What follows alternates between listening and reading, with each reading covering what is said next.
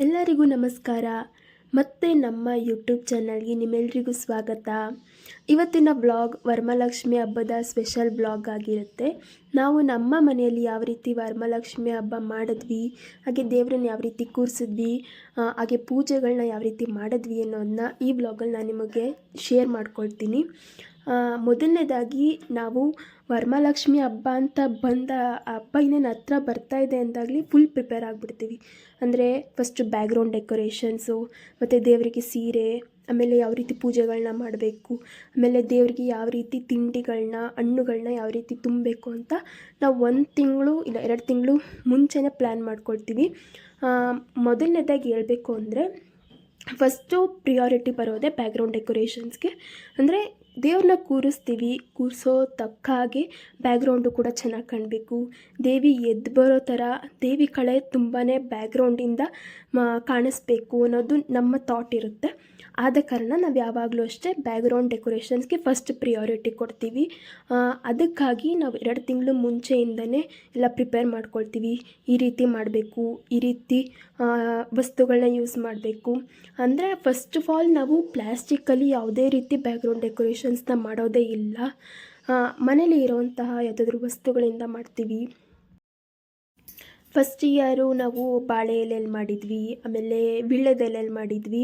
Last year ಕೂಡ ಥರ್ಮೋಕಾಲ್ನ use ಮಾಡಿ, ಮತ್ತು ಊಟದೆಲೆ ಅಂದರೆ ಇಸ್ತ್ರಿ ಎಲೆಯಲ್ಲಿ ಯೂಸ್ ಮಾಡಿದ್ವಿ. ಬಟ್ ಈ ಸರಿ ತುಂಬ ಸ್ಪೆಷಲ್ಲಾಗಿ ಇಸ್ತ್ರಿ ಎಲೆಯಲ್ಲೇ, ಬಟ್ ಅದು ಎಡ್ಜಸ್ನ ನೀಟಾಗಿ ಕಟ್ ಮಾಡಿ ಅದರಿಂದ ನಾವು ಯೂಸ್ನ ತೊಗೊಂಡು ಮಾಡ್ತಾ ಇರೋದು.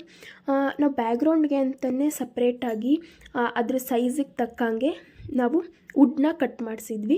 ಅದನ್ನು ಫಸ್ಟು ಫಿಕ್ಸ್ ಮಾಡಿ ಬ್ಯಾಕ್ಗ್ರೌಂಡ್ಗೆ, ಆನಂತರ ಇಸ್ತ್ರಿ ಎಲೆಯಿಂದ ಎಡ್ಜಸ್ನೆಲ್ಲ ಕಟ್ ಮಾಡಿ ನೀಟಾಗಿ ಫೆವಿಕಾಲಿಂದ ಅಂಟಿಸ್ಕೊಂಡು ಆನಂತರ ಬ್ಯಾಕ್ಗ್ರೌಂಡ್ ಡೆಕೋರೇಷನ್ಸ್ನ ಮಾಡ್ಕೊಳ್ತಾ ಬರ್ತಾಯಿದ್ದೀವಿ. ಒಂದೇ ದಿನ ಎಲ್ಲ ಆಗೋದಿಲ್ಲ ಅನ್ನೋ ಕಾರಣಕ್ಕೆ 2 ತಿಂಗಳು ಮುಂಚೆನೇ ಎಲ್ಲ ಪ್ರಿಪ್ರೇಷನ್ಸ್ನ ಮಾಡಿಕೊಂಡು ಈ ರೀತಿಯೇ ಆಗಬೇಕು ಅಂತ ಪೇಪರ್ ಕಟ್ಟಿಂಗ್ಸಲ್ಲಿ ಫ್ಲವರ್ಸ್ನ ಮತ್ತು ಎಲ್ಲ ಮುಂದೆ ತೋರಿಸ್ತಾ ಹೋಗ್ತೀನಿ ಯಾವ ರೀತಿ ನಾವು ಕಟ್ ಮಾಡಿದ್ವಿ. ಮತ್ತು ಟಿಶ್ಯೂ ಪೇಪರಿಂದನೂ ಕೂಡ ಯೂಸ್ ಮಾಡಿಕೊಂಡು ನಾವು ಫ್ಲವರ್ಸ್ನ ಮಾಡಿದ್ದೀವಿ. ಮುಂದೆ ನೋಡ್ತಾ ಹೋಗ್ತೀರಾ, ವೀಡಿಯೋಸಲ್ಲಿ ತೋರಿಸ್ತೀನಿ ನಾನು ಯಾವ ರೀತಿ ಇದೆ ಅಂತ. ಫಸ್ಟು ಇಸ್ತ್ರಿ ಎಲೆಯಲ್ಲಿ ಯಾವ ರೀತಿ ನಾವು ಬ್ಯಾಕ್ಗ್ರೌಂಡನ್ನ ರೆಡಿ ಮಾಡ್ಕೊಂಡ್ವಿ ಅನ್ನೋದನ್ನ ನೀವು ನೋಡ್ತಾ ಇರ್ಬೋದು. ತುಂಬಾ ಟೈಮ್ ತೊಗೊಳುತ್ತೆ. ಜಸ್ಟ್ ನಾವು ವೀಡಿಯೋದಲ್ಲಿ ಈಗ ತೋರಿಸ್ತಾ ಇರ್ಬೋದು, ಬಟ್ ತುಂಬಾ ಟೈಮ್ ತೊಗೊಳುತ್ತೆ. ಬೆಳಗ್ಗೆ ಸ್ಟಾರ್ಟ್ ಮಾಡಿದ್ದಕ್ಕೆ ಸಂಜೆ ಆಗುತ್ತೆ, ಸಂಜೆ ಆಗೇ ಹೋಯ್ತು ಆ ಬ್ಯಾಕ್ಗ್ರೌಂಡೆಲ್ಲ ರೆಡಿ ಮಾಡೋ ಅಷ್ಟರಲ್ಲಿ.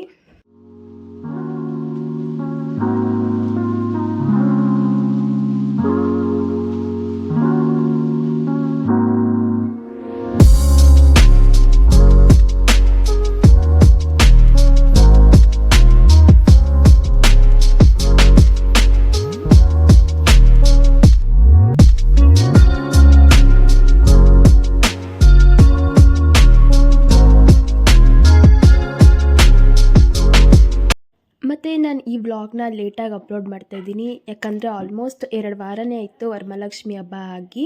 ಬಟ್ ವರಮಹಾಲಕ್ಷ್ಮಿ ಹಬ್ಬ ಆಗಿದ್ದು ಒಂದೇ ವಾರಕ್ಕೆ ಕೃಷ್ಣ ಜನ್ಮಾಷ್ಟಮಿ ಇತ್ತು. ಆ ಕಾರಣಕ್ಕೆ ನಾನು ವಿಡಿಯೋ ಅಪ್ಲೋಡ್ ಮಾಡೋಕ್ಕಾಗಿರಲಿಲ್ಲ. ಇನ್ನು ಮುಂದೆ ಕಂಟಿನ್ಯೂಸ್ ಆಗಿ ವ್ಲಾಗ್ನ ಅಪ್ಲೋಡ್ ಮಾಡ್ತೀನಿ. ಮತ್ತು ನಾವು ಈ ಹಬ್ಬ ಅಂತ ಬಂದಾಗ ತುಂಬಾ ಸ್ಪೆಷಲಾಗಿ ಟೈಮ್ ಕೊಟ್ಟು ಎಲ್ಲ ಕೆಲಸಗಳನ್ನ ಮಾಡ್ತೀವಿ. ಅಂದರೆ ಎಲ್ಲರೂ 1 ತಿಂಗಳು ಇಲ್ಲ 15 ದಿನ ಅಂತ ಎಲ್ಲ ಪ್ರಿಪ್ರೇಷನ್ಸ್ ಮಾಡ್ಕೊಳ್ತಾರೆ. ಬಟ್ ನಾವು 2 ತಿಂಗಳಿಂದನೇ ಪ್ಲ್ಯಾನ್ ಮಾಡ್ಕೊಳ್ತೀವಿ, ಈ ರೀತಿ ಮಾಡಬೇಕು, ಬ್ಯಾಕ್ಗ್ರೌಂಡ್ ಈ ರೀತಿ ಇರಬೇಕು. ಮತ್ತು ಸೀರೆನೂ ಅಷ್ಟೇ, ದೇವರಿಗೆ ನಾವು ಸೀರೆ ತರಬೇಕಾದ್ರೆ ನಾವು ಮನೆಯವರೆಲ್ಲರೂ ಹೋಗಿ ಸೆಲೆಕ್ಟ್ ಮಾಡಿಕೊಂಡು ಈ ಕಲರ್ ಟೀಮಲ್ಲೇ ಇರಬೇಕು. ಮತ್ತು ನಾವು ಕೂಡ ರೆಡಿ ಆಗೋದು ಅಷ್ಟೇ, ನೀಟಾಗಿ ದೇವ್ರಿಗೆ ಯಾವ ರೀತಿ ಅಲಂಕಾರ ಮಾಡಿರ್ತೀವಿ ನಾವು ಕೂಡ ಅದೇ ರೀತಿ ರೆಡಿ ಆಗ್ತೀವಿ. ನನ್ನ ಹಸ್ಬೆಂಡ್ಗೆ ಆನ್ಲೈನ್ ವರ್ಕ್ ಇದೆ, ಅಂದರೆ ವರ್ಕ್ ಫ್ರಮ್ ಹೋಮ್, ಮನೆಯಿಂದನೇ ಆನ್ಲೈನ್ ಥ್ರೂ ಕೆಲಸ ಮಾಡ್ತಾರೆ. ಅದ್ರ ಮಧ್ಯದಲ್ಲೂ ಅವ್ರಿಗೆ ತುಂಬಾ ಡೆಡಿಕೇಶನ್ ಈ ಥರ ವರ್ಕ್ಸು. ಅಂದರೆ ಅವ್ರು ಆರ್ಟಿಸ್ಟು ಕಮ್ ಥ್ರೂ ಡಿಸೈನರ್ ಆಗಿರೋದ್ರಿಂದ ಅವ್ರಿಗೆ ಮುಂಚೆಯಿಂದನೂ ಅಷ್ಟೇ ಒಂದು ಹಬ್ಬ ಅಂತ ಬಂದಾಗ ಫುಲ್ ಡೆಡಿಕೇಶನಿಂದ ಅವ್ರಿಗೆ ವರ್ಕ್ ಮಾಡಬೇಕು, ದೇವ್ರು ಈ ರೀತಿ ಕಾಣಿಸ್ಬೇಕು, ಬ್ಯಾಕ್ಗ್ರೌಂಡ್ ಈ ರೀತಿ ಬರಬೇಕು ಅಂತ ಹೇಳಿ. ಈ ಸರಿ ಯಾವ ರೀತಿ ಮಾಡಿದ್ದಾರೆ ಅಂದರೆ, ಈಗ ಲೋಟಸ್ ಯಾವ ರೀತಿ ಇರುತ್ತೆ ಅಂದರೆ ತಾವರೆ ಹೂವು ಮೇಲೆ ಪಿಂಕ್ ಬರುತ್ತೆ, ಕೆಳಗಡೆ ಎಲ್ಲ ಗ್ರೀನ್ ಕಲರ್ ಇರುತ್ತೆ ಅಂದ್ಬಿಟ್ಟು ಇಸ್ತ್ರಿಯಲ್ಲಿ ಗ್ರೀನ್ ಕಲರ್ ಆಗುತ್ತೆ, ಆ ಕಲರ್ ಥೀಮ್ ಬರುತ್ತೆ. ಮೇಲ್ಗಡೆ ತಾವರೆ ಹೂವು ಬರಬೇಕು ಅಂದ್ಬಿಟ್ಟು ಟಿಶ್ಯೂ ಪೇಪರ್ ಮತ್ತು ಡ್ರಾಯಿಂಗ್ ಶೀಟ್ನ ಯೂಸ್ ಮಾಡಿಕೊಂಡು ತಾವರೆ ಹೂವನ್ನ ಮಾಡಿದ್ದಾರೆ. ನೀವು ನೋಡ್ತಾ ಇದ್ದೀರಲ್ಲ, ಇಲ್ಲಿ ಗೊತ್ತಾಗ್ತಿದೆ ಪಿಂಕ್ ಕಲರ ಫುಲ್ಲು ಸುತ್ತ ತಾವರೆ ಹೂ ಥರ ಹಾಕಿ ಕೆಳಗಡೆ ಇಸ್ತ್ರಿಯಲ್ಲೇ ಗ್ರೀನ್ ಕಲರ್ ಬರುತ್ತೆ ಅಂದ್ಬಿಟ್ಟು ಈ ಕಾನ್ಸೆಪ್ಟಲ್ಲಿ ಈ ಸರಿ ಮಾಡಿರೋದು.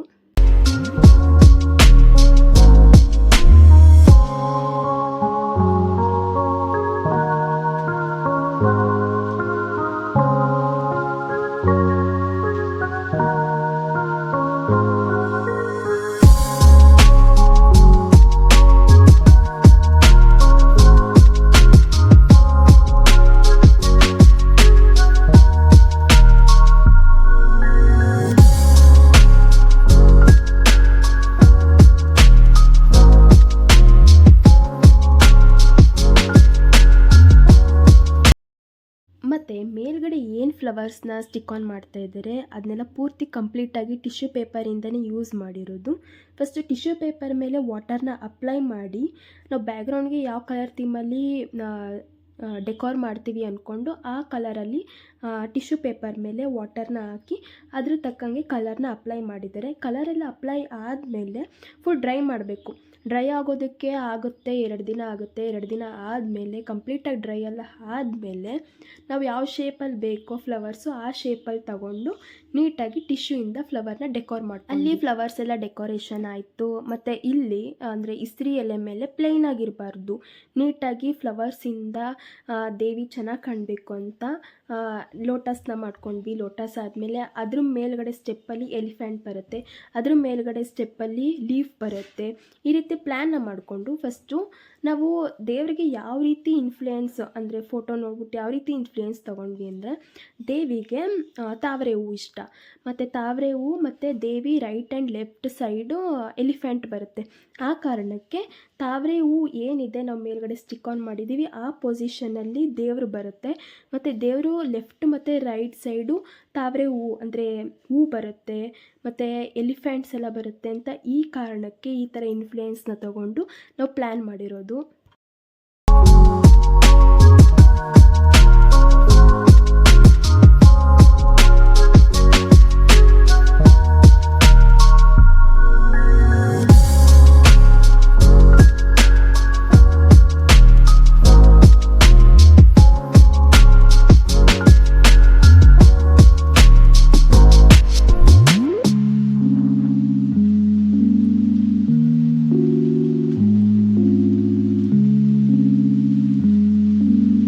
ಎಲಿಫೆಂಟಲ್ಲಿ ಏನು ಸ್ಪೆಷಾಲಿಟಿ ಅಂದರೆ ದೇವರಿಗೆ ಅಂತಲೇ ಅವರು ತಾವರೆ ಹೂವನ್ನ ಅರ್ಪಿಸ್ತಾ ಇದ್ದಾರೆ. ಆ ರೀತಿ ಕಾನ್ಸೆಪ್ಟಲ್ಲಿ ನಾವು ಈ ರೀತಿ ಎಲಿಫೆಂಟ್ನ ರೆಡಿ ಮಾಡಿರೋದು. ಹೇಗೆ ಲೆಫ್ಟ್ ಸೈಡು ಯಾವ ರೀತಿ ಲೈನ್ ಪ್ರಕಾರ ಜೋಡಿಸಿದ್ದಾರೆ ಡೆಕೋರೇಷನ್ಸ್ನ, ಅದೇ ರೀತಿ ರೈಟ್ ಸೈಡು ಕೂಡ ಮಾಡ್ತಾ ಇದ್ದಾರೆ. ತುಂಬಾ ಇಂಟ್ರೆಸ್ಟಿಂಗಾಗಿ ಅಂದರೆ ಫುಲ್ ಡೆಡಿಕೇಷನಿಂದ ನಾವು ಬ್ಯಾಕ್ಗ್ರೌಂಡನ್ನ ಮಾಡ್ತಾಯಿದ್ವಿ. ರೆಡಿ ಮಾಡ್ತಾ ಮಾಡ್ತಾ ನಮ್ಗೆ ಅನ್ನಿಸ್ತಾ ಇತ್ತು ತುಂಬಾ ಚೆನ್ನಾಗಿ ಬರುತ್ತೆ ಡೆಕೋರೇಷನ್ಸು ಲೈಟಿಂಗ್ಸಿಂದ ಅಂತ. ಲೈಟಿಂಗ್ಸ್ನೂ ಅಷ್ಟೇ ಈ ರೀತಿಯೇ ಇರಬೇಕು ಅಂತ ಪ್ರಿಪೇರ್ ಮಾಡ್ಕೊಂಡಿದ್ವಿ. ನೀವು ನೋಡ್ತಾ ಇದ್ದೀರಲ್ಲ ಆ ಫ್ಲವರ್ಸ್ ಮಧ್ಯೆ ಲೈಟಿಂಗ್ಸ್ನ ಫಿಕ್ಸ್ ಮಾಡಿದ್ದಾರೆ. ಆ ರೀತಿ ಅಂದರೆ ಫ್ಲವರ್ಸ್ ಅರಳೋ ಥರ ಲೈಟಿಂಗ್ಸ್ನ ಫಿಕ್ಸ್ ಮಾಡಿ ತುಂಬ ಡೆಕೋರೇಷನ್ ಆಗಿ ಮಾಡಿದ್ದಾರೆ. ಒಂದೊಂದಾಗಿ ಡೆಕೋರ್ ಮಾಡ್ತಾ ಅನ್ನಿಸ್ತಾ ಇತ್ತು ತುಂಬಾ ಚೆನ್ನಾಗಿ ಬರುತ್ತೆ, ದೇವಿನೇ ಎದ್ದು ಬರೋ ರೀತಿ ಕಳೆ ಇದ್ದೇ ಇರುತ್ತೆ ಅಂತ. ಆ ರೀತಿಯೇ ಫೈನಲ್ ಲುಕ್ ಆಗಿ ಬಂತು.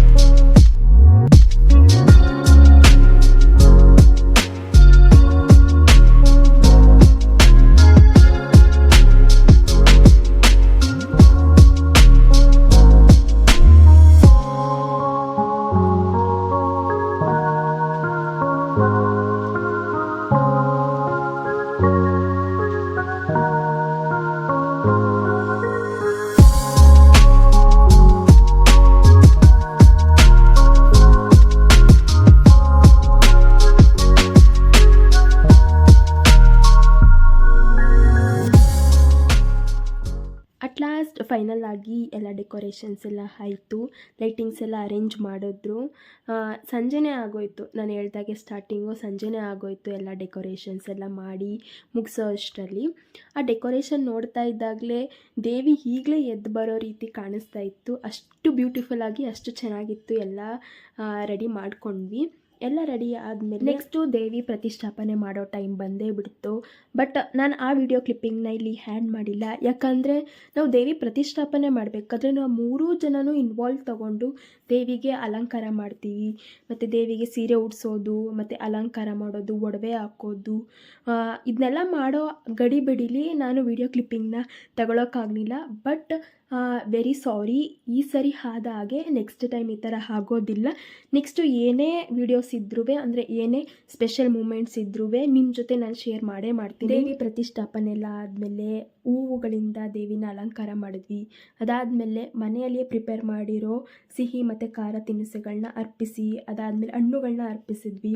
ಇದೆಲ್ಲ ಆಗಿ ಎಲ್ಲ ನೀಟಾಗಿ ತಾಯಿಗೆ ಏನೇನು ಅರ್ಪಿಸಬೇಕೋ ಎಲ್ಲ ಅರ್ಪಿಸಿ ಕರೆಕ್ಟಾಗಿ ಬ್ರಾಹ್ಮಿ ಮುಹೂರ್ತ ಅಂದರೆ 4 ಗಂಟೆ ಸಮಯದಲ್ಲಿ ಪೂಜೆಗಳನ್ನ ಮಾಡಿ ಮಹಾಮಂಗಳಾರತಿನೂ ಕೂಡ ಅರ್ಪಿಸಿ. ಹೇಗೆ ಹೆಣ್ಮಕ್ಳಿಗೆ ಮಡ್ಲಕ್ಕಿ ತುಂಬ್ತಾರೆ, ಅದೇ ರೀತಿ ನಾವು ಮೊದಲನೇ ವರ್ಷದಿಂದ ಇದು 4ನೇ ವರ್ಷ, 4ನೇ ವರ್ಷದಲ್ಲೂ ಕೂಡ ನಾವು ತಾಯಿಗೆ ಈ ಕಲ್ಚರ್ನ ಫಾಲೋ ಮಾಡ್ಕೊಂಡು ಬಂದಿದ್ದೀವಿ.